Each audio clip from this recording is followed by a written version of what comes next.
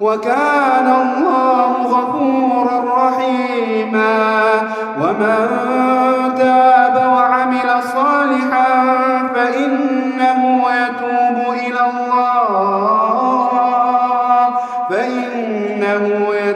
إلى الله متابا. والذين لا يشهدون الزور وإذا مروا باللغو مروا كراما. والذين إذا ذكروا بآيات ربهم لم يخروا عليها صما وعميانا. والذين يقولون ربنا هب لنا من أزواجنا وذرياتنا قرة أعين